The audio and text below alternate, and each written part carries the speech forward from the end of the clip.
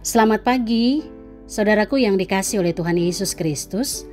Hari ini Rabu tanggal 29 September tahun 2021, saya Pendeta Irene bersama dengan suami saya hendak mengajak jemaat Tuhan, Bapak Ibu, para pemuda-pemudi gereja untuk mengikuti renungan harian yang dikeluarkan Sinode Gereja Kristen Oikumene di Indonesia dengan berpedoman pada pola pembacaan Alkitab 4M, menerima, merenungkan, melakukan, dan membagikan firman Tuhan.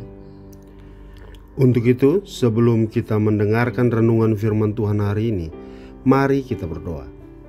Terima kasih ya Tuhan untuk berkat penyertaan-Mu bagi kami sampai hari ini. Saat ini kami akan membaca dan merenungkan firman-Mu. Biarlah kami dimampukan mengerti dan dengan benar dan menjadi pelaku firman yang setia.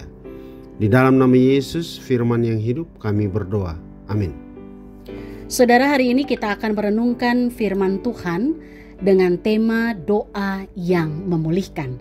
Dan pembacaan Alkitab hari ini terambil dari surat Yakobus pasal yang kelima ayat 15 yang demikian bunyi firman Tuhan. Dan doa yang lahir dari iman akan menyelamatkan orang sakit itu, dan Tuhan akan membangunkan dia, dan jika ia telah berbuat dosa, maka dosanya itu akan diampuni. Amin. Demikian firman Tuhan. Dari ayat ini kita akan belajar memahami apa yang Tuhan kehendaki dengan kita mempelajari dan menggali isi Alkitab dengan pertanyaan-pertanyaan sebagai berikut. Yang pertama, doa yang lahir dari manakah yang menyelamatkan orang sakit? Kalau kita lihat dari ayat firman tadi dikatakan doa yang lahir dari iman.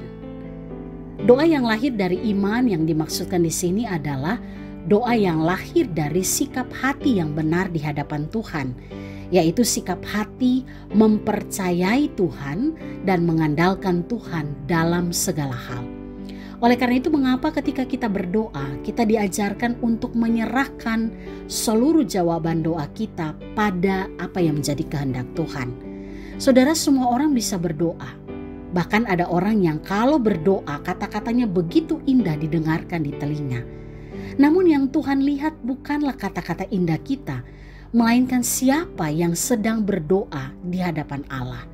Kalau dalam konteks ayat ini, maka dikatakan doa yang lahir dari iman itu harus terjadi pada kedua pihak, baik orang yang sedang sakit maupun orang yang mendoakan mereka yang sedang sakit. Kedua-duanya harus ada dalam satu sikap hati yang benar, yaitu mempercayai dan mengandalkan Tuhan dalam segala hal. Dan yang terutama adalah meminta pengampunan Tuhan atas setiap dosa dan kesalahan yang dilakukan. Nah, itu berarti bahwa masing-masing kita tahu siapa diri kita di hadapan Allah. Tidak ada yang luput dari dosa. Maka doa yang lahir dari iman juga terkandung di dalamnya pengakuan akan dosa kita di hadapan Allah. Berkaitan dengan hal itu, pertanyaan kedua berbunyi, bagaimana tindakan Tuhan terhadap orang yang berdoa demikian? Ayat firman Tuhan kita hari ini katakan ada dua hal yang Tuhan akan lakukan. Yang pertama, Tuhan membangunkan dia, dan yang kedua, Tuhan mengampuni dosanya.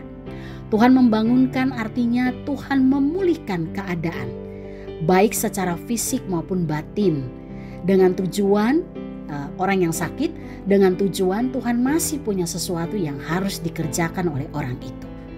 Yang kedua dikatakan Tuhan mengampuni dosanya, artinya ketika sakit yang ia alami adalah karena bagian dari cara Tuhan untuk memulihkan hidupnya atas dosa yang ia lakukan, maka ketika ia berdoa memohon pengampunan Tuhan, doa yang lahir dari iman, maka dosanya itu akan diampuni.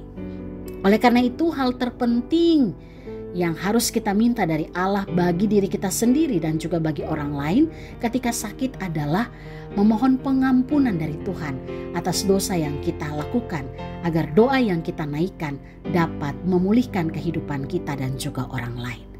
Nah, saudara, setelah kita merenungkan firman Tuhan hari ini, apa komitmen kita di hadapan Tuhan?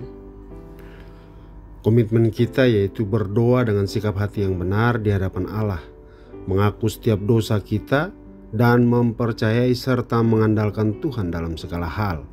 Itulah doa yang memulihkan. Puji nama Tuhan. Biarlah kebenaran ini kita alami dalam setiap langkah kehidupan kita, dan kita bagikan itu juga menjadi berkat bagi orang lain, baik dalam keluarga kita, di tempat pekerjaan kita, rekan kerja kita, saudara kita di gereja, di komsel, bahkan dimanapun kita berada. Mari saudara kita berdoa. Bapa di surga, ajarlah kami untuk memiliki doa yang benar dengan sikap hati yang benar. Dan kami tetap setia melakukan apa yang menjadi kehendak Tuhan di dalam kehidupan kami. Roh Kudus, mampukanlah kami untuk tetap berjalan dalam kehendak-Mu, sehingga melalui kehidupan kami, nama Tuhan dipermuliakan dan orang lain mengalami perjumpaan dengan kasih Tuhan. Di dalam nama Tuhan Yesus Firman yang hidup, kami berdoa. Amin. Terima kasih Bapak Ibu, saudara-saudara yang sudah mendengarkan renungan hari ini. Selamat beraktivitas, salam sehat selalu. Tuhan Yesus memberkati.